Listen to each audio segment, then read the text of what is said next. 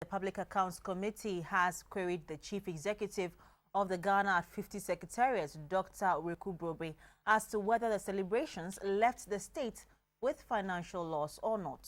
Dr. Wereko-Brobby insisted no loss was incurred to the state and that there was rather a surplus worth 35 million Ghana cedis. A document available to Parliament shows that the total amount of money approved for the National Planning Committee of the Ghana at 50 celebrations to finance the Golden Jubilee celebrations was 29.31 million Ghana cedis. However, money spent on the celebrations was 71.70 million Ghana cedis.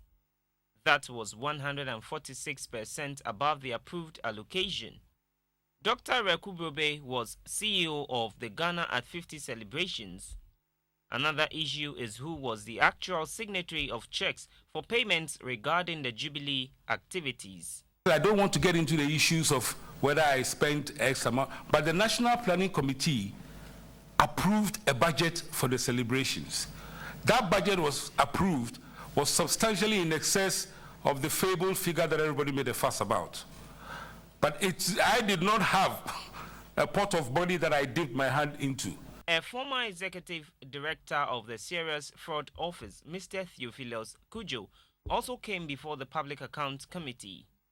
Mr. Kudjo investigated a judgment debt case involving the government of Ghana and Construction Pioneers CP. Mr. Theophilus Kudjo alleged that between 1994 and 1996, CP made fraudulent claims of judgment debt against the government and was aided by accomplices in government. He mentioned a former Minister of Roads and Highways, Dr. Atukwashi, as one who signed the documents. Dr. Atukwashi, then who was the Minister of Highways, and CP, they signed the documents. And we found, it's our findings from the evidence we took, that normally such signature of documents should be done by other officers of the highways. At least they should be there as witnesses. And so when these documents had been done, which is fixing the prices for the 3 road contracts which they had been giving as part of the overall global settlement, the officers in the Ministry of Roads and Highways, they raised objection that these are not the prices that we had agreed to during the quantities provisions that we did with CP. Mr. Kudjo also told the committee that CP had gone for international arbitration and managed to get payments made into a foreign account for them by alleged accomplices. He said it was out of place for CP, which had been declared bankrupt in their home country, Germany, where it used to be called Kaploth-Nai, to go for such international arbitration. The CP title, in fact, had been, as it were, declared bankrupt in the Germany. That was a Kaploth-Nai. So it was under those circumstances that they changed to Construction Pioneers in Ghana.